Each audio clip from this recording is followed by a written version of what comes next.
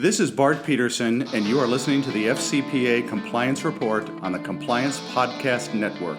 This is Greg Gilchrist, and you are listening to the FCPA Compliance Report on the Compliance Podcast Network. This is Dan DeMarco, and you are listening to the FCPA Compliance Report on the Compliance Podcast Network. Hello, everyone. This is Tom Fox. I'd like to welcome you to the FCPA Compliance Report on the Compliance Podcast Network. Today I have with me Kelly Leonard. Kelly is the Executive Director, Insights and Applied Improvisation at the Second City Works. We discuss compliance training, which the Second City Works has developed, and how they've incorporated storytelling into compliance training and compliance communication. We discuss what is the Second City Works and some of their service offerings. We take a look at the Second City Science Project and how it informs the service offerings. We discuss why storytelling is so important in compliance. The FCPA Compliance Report is a part of the Compliance Podcast Network and now a proud member of C-Suite Radio. Hello, everyone. This is Tom Fox, back for another episode, and you're in for a real treat today because I have with me Kelly Leonard. Kelly is with Second City Works in Chicago, and Kelly is going to talk to us not only about Second City and the service offerings of Second City, but about storytelling and training and obviously humor. So Kelly, first of all, with that incredibly long-winded introduction, first of all, welcome, and thank you for taking the time to visit with me today. Thanks for having me, Tom. Glad to be here. So Kelly, I think probably most Americans, Canadians, and everyone else in the Northern Hemisphere is familiar with Second City, but they may not be as familiar with Second City Works. Could you tell us a little bit about your organization? Yeah, absolutely. So, the way people mostly know Second City is as home to people like Tina Fey, Stephen Colbert, Steve Carell, all the way back Bill Murray, John Candy, Gilda Radner. And indeed, we have created tons of stars from 1959 all the way up to right now. We also have the largest school of improvisation in the world. And that started out where people were, small when it started, and people were just doing it to get on our stage. And then they realized, wow, you go to Second City, you got a good chance of getting on Saturday Night Live. So more people were doing it just to hone their acting skills. But, our work is informed by the conversation we have with the audience. So that's on stage. We use improvisation to write our shows. But also in our classes, what kept happening were business people would show up and they'd be like, I'm not interested in getting on Second City stage. I'm interested in being more agile in the office or using humor to communicate. And so in the sort of late 80s, we started a thing called the Second City Comedy Marketing Group, and that morphed into a thing called Second City Communications. And now that's spawned the behemoth that is Second City Works. And we work with thousands of Fortune 500 companies, providing both content using comedy to get messages across, but also improvisation, the practice of being more agile, more resilient, to be better in a team environment. And so Second City Works does workshops, creates videos, does live events, a whole bunch of stuff for businesses and organizations of all sizes. Kelly, I've seen Second City at several conferences where you guys would do an improvisation around a compliance or compliance-related topic. But that really is just a very small part of the service offerings of Second City Works. Could you detail some of the other types that you alluded to just previously? Yeah, absolutely. So we get brought in for a lot of different issues. So in addition to live content at conferences, we've created a string of video shorts called Real Biz Shorts, which is for ethics and compliance training. And basically, these are short vignettes which illustrate using comedy the message that needs to get across. Because that's the thing that's great about comedy is it's sticky and people are interested in it. So especially if you have information that it's very important that the person pay attention to, and or it's very dry, potentially, we can help with that.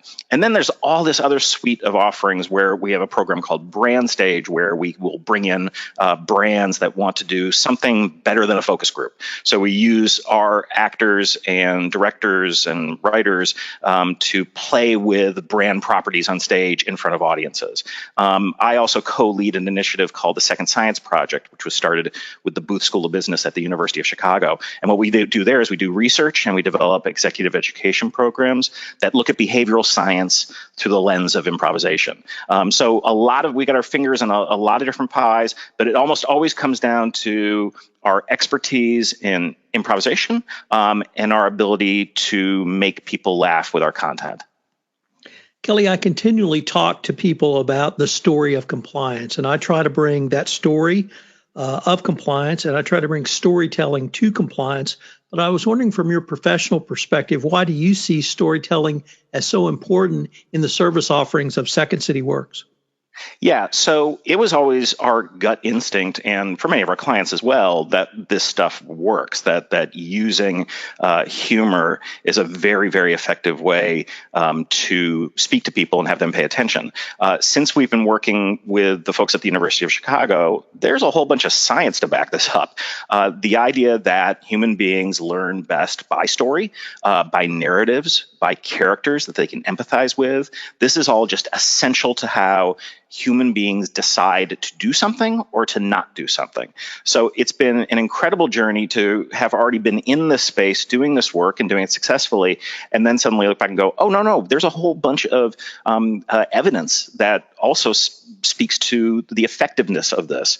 One of my friends, Katie Borum-Chatu, who's at the American University in Washington, actually studies the use of comedy in social justice movements. And one of the things that comedy does quite effectively is it bonds people quickly, and it also holds people accountable quickly when they have that bond. So if you look at something like ethics and compliance, where you really need the behavior to happen, it's not just like, oh, I get it. I read this thing or I saw this thing. I understand it. You need to translate that into a behavior change. And that is the 1-2 punch of comedy and improvisation, is that it can make you pay attention and then it can make you behave in the way that you want people to behave, which in the parlance of improvisation is all about being others focused, saying yes and to individuals, allowing a space for honest and authentic and transparent collaboration. Kelly, you are the co-author with Tom Yorton on a book entitled Yes and How Improvisation Reverses No But Thinking and Improves Creativity and Collaboration, Lessons from Second City. And in preparing for this interview and looking at your book, I was frankly stunned to see how you've taken just the lessons you detailed in literally the last 30 to 60 seconds and are able to expand that out to not simply storytelling and teaching, but how to get executives to communicate better, how to get executives to listen better, how to move to a yes culture, and how to lead by listening and learning. So could you give a few thoughts about your book?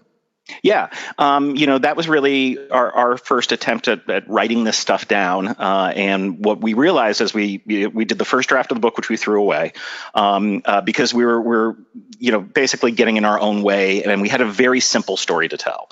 And the story of the book is the story of Second City, which is what we first need to understand is that people are terrible listeners and we're not focused. And that's only gotten worse in the digital age, right? We're constantly getting emails or messages in our various social media platforms and all this stuff that's vying for our attention.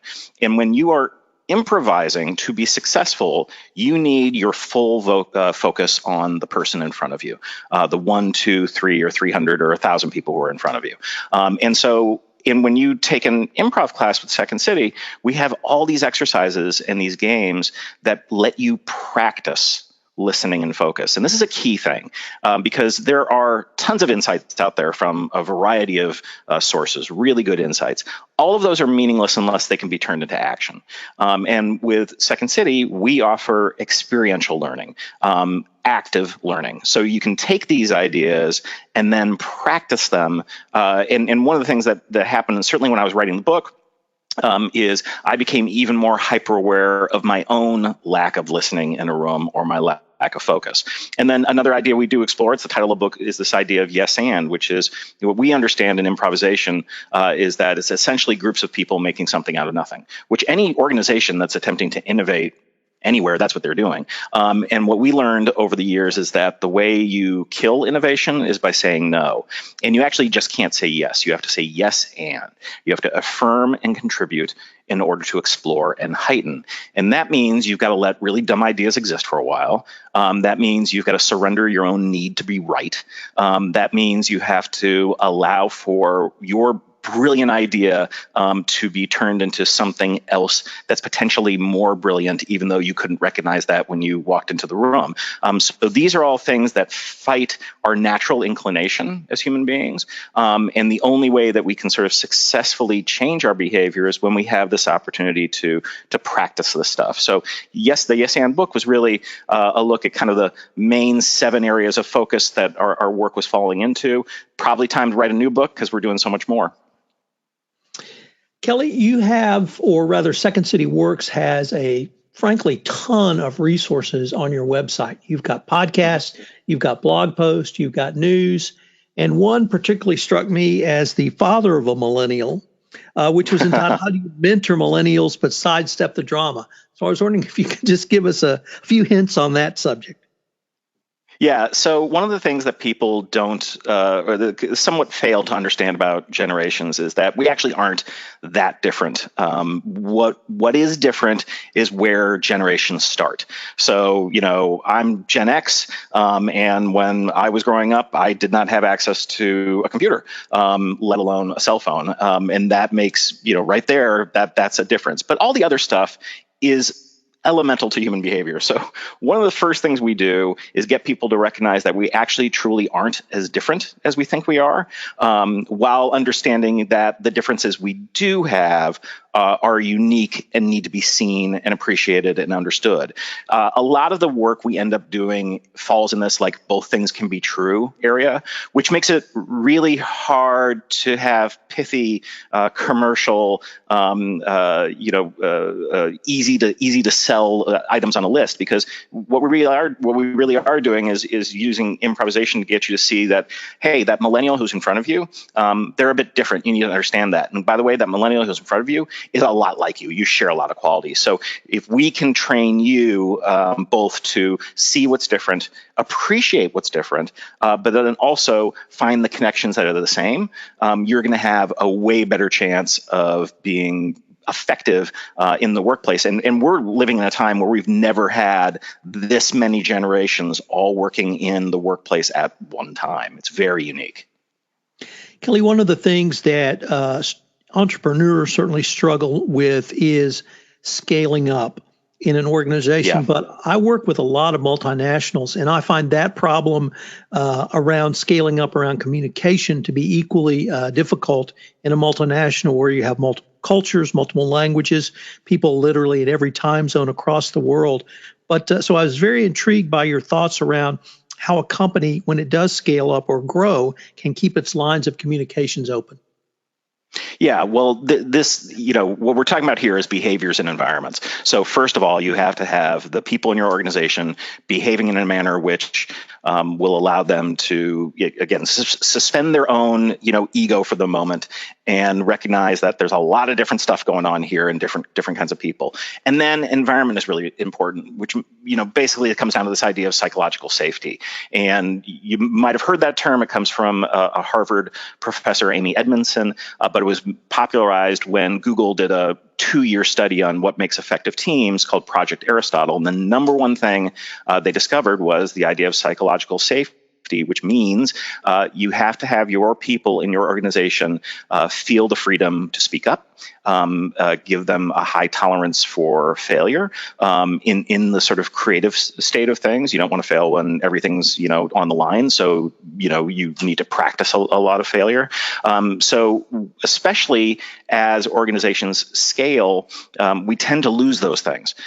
We become too big. We're not seeing things as in a transparent format. So really, it becomes more crucial to give your people more training and more messaging around these sort of important values as you grow.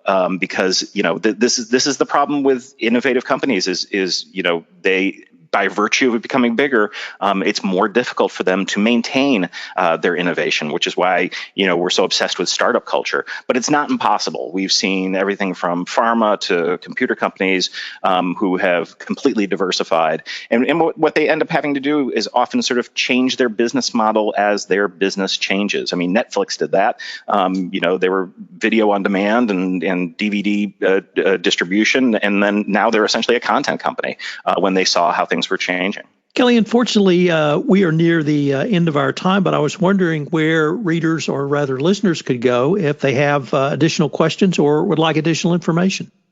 Yeah, they can go to secondcityworks.com or secondcity.com, and all our information is on our website. We're very easy to contact. We do so much bespoke work, so if you've got a problem and you don't quite know how to get there, we're really good at working with our clients to figure out how to help them. And in particular, this area of compliance and ethics is so interesting to us, and there's, while there's not a wide amount of evidence in academia around improvisation and comedy, it is growing. And one of the areas that it's growing in is in an area of ethics and ethical behavior. And so that's something we're working on a couple studies right now. And as soon as we get the results of those, they'll be up on our website. Kelly, this has just been a fascinating exploration, frankly, that went much broader and deeper than I had anticipated. So I greatly look forward to continuing the conversation with you. Me too. Thanks, Tom. Hello, everyone. This is Tom Fox again. I'd like to thank you for listening to this episode of the FCPA Compliance Report. Join us again next week for another episode of the FCPA Compliance Report. The FCPA Compliance Report is a part of C-Suite Radio and is produced by the Compliance Podcast Network.